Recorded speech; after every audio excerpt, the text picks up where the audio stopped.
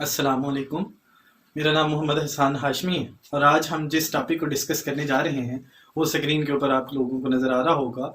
हम जब प्रोग्राम लिखते हैं तो हमें मुख्तलिफ तरह की प्रॉब्लम्स फेस करनी पड़ती हैं और इन्हीं प्रॉब्लम्स को हम प्रोग्रामिंग लैंग्वेज के अंदर एरर के नाम से रिप्रेजेंट करते हैं।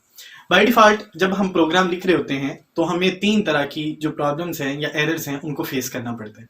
उनमें से पहले नंबर पे सिंटैक्स एरर, दूसरे नंबर पे लॉजिकल एरर और तीसरे नंबर पे रन टाइम एरर। सबसे पहले हम बात करते हैं what are the syntax error. Syntax error क्या है? जब प्रोग्राम लिखे जाते हैं तो शुरू में हमने डिस्कस किया था वो किसी ना किसी प्रोग्रामिंग लैंग्वेज के रूल को फॉलो करते हुए लिखे जाते हैं। अगर दरमियान में कहीं पे बॉडी स्ट्रक्चर के अंदर कोई प्रॉब्लम आ जाती है, बॉडी स्ट्रक्चर इसलिए मैं यहाँ पे नुमाया कर रहा हूँ कि शुरू में हमने पढ़ा था जब हम कोई भी प्रोग्राम लिखते हैं तो उसमें आमतौर पे हमें दो तरह के रूल्स फॉलो करने पड़ते हैं, सिंटैक्स और सिमेंटिक।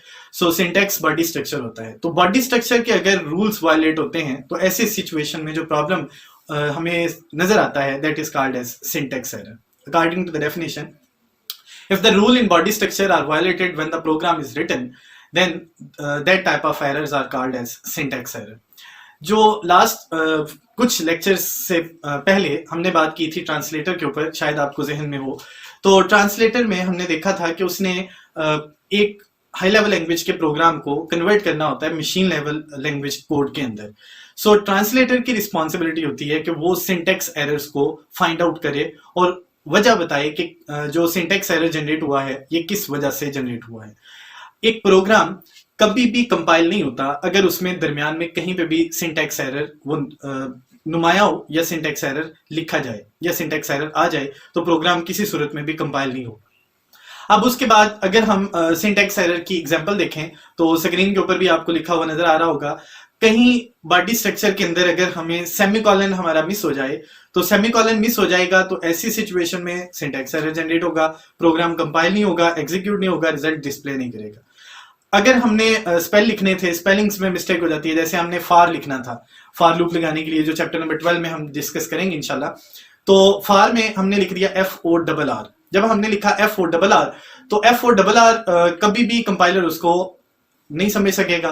जब उसको समझ नहीं सकेगा तो वो वहां पे एक सिंटैक्स एरर प्रोड्यूस कर देगा। उसका मतलब होगा कि कंपाइलर को यहाँ पे इस वर्ड की समझ नहीं आई, बॉडी स्ट्रक्चर डिस्टर्ब है, तो बॉडी स्ट्रक्चर को डिस्टर्ब होने से बचाना ये प्रोग्रामर की रिस्पॉन्सिबिलिटी होती है। दूसरी तरह के जो एरर्स हमें फेस करने पड़ते हैं they are called as logical error. They are more difficult to trace as well. इनको आसानी से ट्रेस नहीं किया जा सकता जितनी आसानी से हम सिंटैक्स एरर को ट्रेस कर सकते हैं। मैं मिसाल देता हूं, जो प्रोग्रामिंग है उसकी सबसे बेस्ट एग्जांपल अगर हम देखें तो वो एक इंसान खुद है, और मैं नेचुरली ये सारी चीजें आप लोगों को बताऊंगा भी और समझाऊंगा भी, और रियल लाइफ से हम एग्जांपल्स को देखेंगे भी। सिंटैक्स की मैं बात करता हूं, जैसे कि लास्ट लेक्चर में मैंने बताया था कि प्रोग्रामिंग की सबसे बेस्ट एग्जांपल वो इस दुनिया में अल्लाह ताला की तरफ से मौजूद है। हम उन्हीं रूल्स को फॉलो करते हुए अपने प्रोग्राम्स लिखते हैं जो नेचर ऑलमोस्ट अडॉप्ट कर चुकी है। तो सिंटैक्स की मैं बात कर रहा था। इमेजिन करें, सपोज करें कि आप लोगों का बाजू दोनों जो हैं वो उल्टे लगे होते, तो ऐसी सिचुएशन में क्या होता, आप लोगों के बॉडी स्ट्रक्चर में प्रॉब्लम आ जाती, तो that type of error are also considered as syntax error. लेकिन कुदरत ने जब भी प्रोडिक्शन करनी होती है दरमियान में सिंटैक्स एरर ऑलमोस्ट नहीं आते होते। इनको डिटेक्ट करना मुश्किल इसलिए होता है कि ये ना सिर्फ रन टाइम के दौरान आते हैं बल्कि पुअर स्किल्स की वजह से आते हैं। जो प्रोग्रामर है वो अपने पुअर लॉजिक की वजह से कोई भी अगर दरमियान में प्रॉब्लम जनरेट कर देता है तो हम इसको लॉजिकल एरर कहते हैं, क्योंकि इसको रिव्यू करना या इसको देखना कि कहां पे कौन सी प्रॉब्लम किस चीज की वजह से जनरेट हो रही है ये थोड़ा मुश्किल काम है। According to the definition of these types of error, it executes and display unexpected and wrong results. ये जो हम सोच रहे होते हैं उन जैसा रिजल्ट ये कभी भी प्रोड्यूस नहीं करते। That is why they are called as logical error. हम इसीलिए इन एरर्स को लॉजिकल एरर के नाम से भी रिप्रेजेंट करते हैं। कंपाइलर इन एरर्स को इग्नोर कर देता है और प्रोग्राम को वो क्रैश नहीं करता, क्योंकि इंस्ट्रक्शन जो लिखी हैं वो तो ठीक लिखी हुई हैं, लेकिन there may be some problem. वहां पे मुख्तलिफ तरह की प्रॉब्लम्स हमें फेस करने को मिल सकती हैं। मसलन मैंने फार लूप लिखी और स्क्रीन के ऊपर आपको नजर भी आ रहा होगा, फार लूप में मैंने लिखा a = 0, ये उसकी इनिशियल वैल्यू है। मैं लिखता हूं a is less than 5, a ने 5 तक पहुंचना है, और आगे मैं लिख देता हूं a-, मतलब मैं जो फाइनल वैल्यू है उस तक तो पहुंच ही नहीं रहा, क्योंकि a minus minus decrement operator है और इनिशियल वैल्यू मेरी 0 है, तो 0 में 1 को माइनस किया तो -1, फिर -2, फिर -3 एटसेट्रा, और ये चलता रहेगा। चूंकि आखिरी रिजल्ट 5 था, वहां तक हम नहीं पहुंच सके, प्रॉब्लम अराइव्स, और इस प्रॉब्लम को हम लॉजिकल एरर कहते हैं। मैं इसको और ज्यादा आप लोगों के लिए रियल लाइफ में लेके आता हूं ताकि आसानी हो जाए और आपको समझने में मुश्किल ना पेश आए। आप जमीन पे खड़े हैं और आपको कहा जाता है कि 5 सीढ़ियां तय करने के बाद आपने छत पे जाना है, और साथ ही आप लोगों को कह दिया जाता है कि सीढ़ियां उतरना शुरू कर दें। अब सिंपली कोई समझने वाला या अक्लमंद इंसान जो जमीन पे खड़ा है, उसको अगर कहा जाए कि भैया आपने छत पे जाना है, 5 सीढ़ियां आपने चढ़नी है, और आप सीढ़ियां उतरना शुरू कर दें, तो वो कहेगा अभी तो आप कह रहे हैं कि सीढ़ियां चढ़ के छत पे जाएं, लेकिन अभी आप कह रहे हैं कि सीढ़ियां उतरना शुरू कर दो, देयर में भी प्रॉब्लम। ये प्रॉब्लम लॉजिकल एरर कहलाती है। सो ऐसी प्रॉब्लम्स जो रन टाइम के दौरान पुअर लॉजिक की वजह से हमें नजर आती हैं, these problems are called as logical error. उसके बाद तीसरी तरह के जो प्रॉब्लम्स हैं उनको हम कहते हैं रन टाइम एरर, और रन टाइम एरर हमेशा एग्जीक्यूशन के दौरान सामने आते हैं।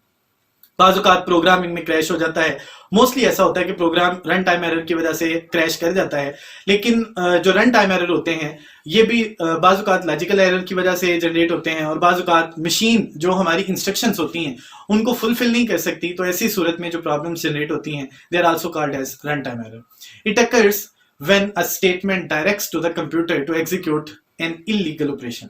ये इसकी डेफिनेशन है, स्क्रीन के ऊपर भी आपको नजर आ रही होगी। जब एक इल्लीगल इंस्ट्रक्शन ऑपरेशन जो मशीन को दिया जाता है और मशीन कहती है मुझसे ये काम नहीं होता, तो that type of error is called as run time error. These errors can be detected and displayed by the computer. ये दोनों जो ये एरर्स हैं इनको डिटेक्ट और डिस्प्ले ये मशीन ने करना होता है, नॉट अ यूजर।